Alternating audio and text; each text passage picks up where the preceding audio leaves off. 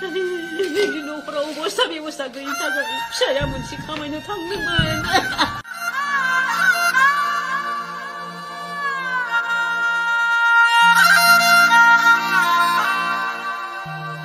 Hello लोगोफोर, नोंथांमोननि गेजेराव आं आरो मोनसे गोदान आपडेट भिडिअ लानानै फैबावबाय। लोगोफोर, दिनैनि बे भिडिअनि गेजेरजों नोंथांमोन बयनिबो सेराव फोरमायनो लानानै फैदों दिल्लीसिम खामानि मावनो थांनाय बर' लाइमोनफोर अबथिरायै जिउ गोमानांनाय। बेनि सायावनो फंनैसो सावरायगोन। आसा खालामबाय नोंथांमोना भिडिअखौ जोबजासिम नायलांगोन होननानै।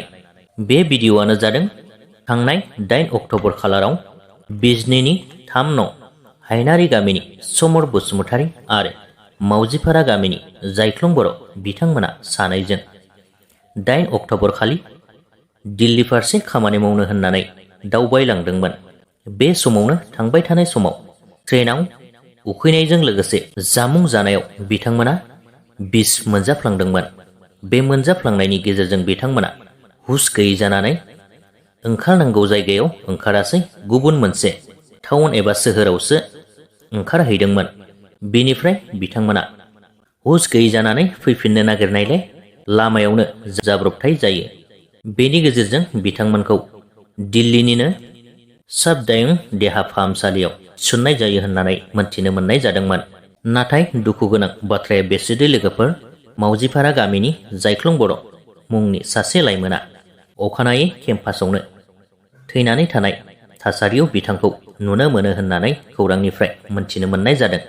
लोगोसेनो गुबुन फारसेथिं समर बसुमतारी बिथांखौबो आखाइ फारसे बायनानै मेगन नुयै जानाय थासारियाव दं होननानैबो खौरांनिफ्राय मोनथिनो मोननाय जादों। दायो बिथां समर बसुमतारी बिथाङा एसे मोजां थासारियाव फैबाय होननानै मोनथिनो मोननाय जादों। नाथाय बेराफारसेथिं बिमा बिफानि सासेल' फिसाज्ला जायख्लं बर' बिथाङासो अबथिरायै जिउ गोमानानै बिमा बिफानि गोरबोआव सहायस'हायै दुखु होलांबाय। बिथां जायख्लं बर'नि गोथै देहा लोगोसेनो समर बसुमतारी बिथांमोनखौ दिल्लीनिनो बड' एस'सिएशन आफादा जा हायो एसे अनसुंथाइ खालामनानै बिथांमोनखौ न' फारसे दैथायहरबाय होननानै बिथांमोना खौरां बिजोंनि गेजेरजों फोरमायहरदों। लोगोसेनो मोनथिनाय बादिब्ला दिनै 15 अक्ट'बर, दिनैनि दिनाव बिथां जायख्लं बर'नि गोथै सह आरो समर बसुमतारी बिथांमोना न'सिम सफैनो हागौ होननानैबो मोनथिनो मोननाय जादों।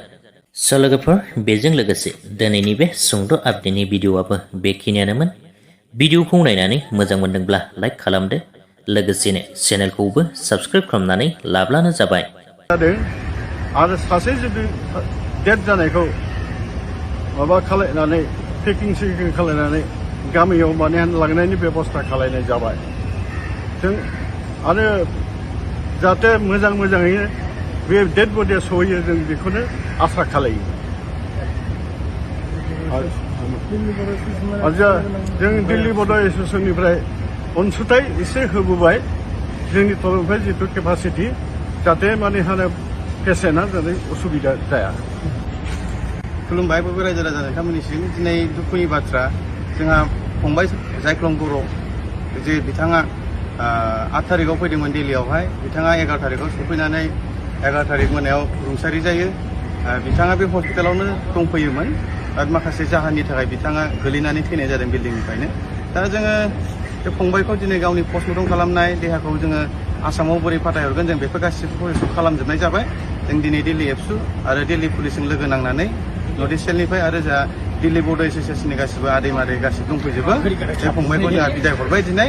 आरो जोंहा DBनिफ्राय मोनसे फिसा अनसुंथाइ होनाय जादों। जिहेतु जोंहा सासे फंबाय समर बसुमतारी लोमजानाय दंबावो, एक्सिडेन्ट जानाय।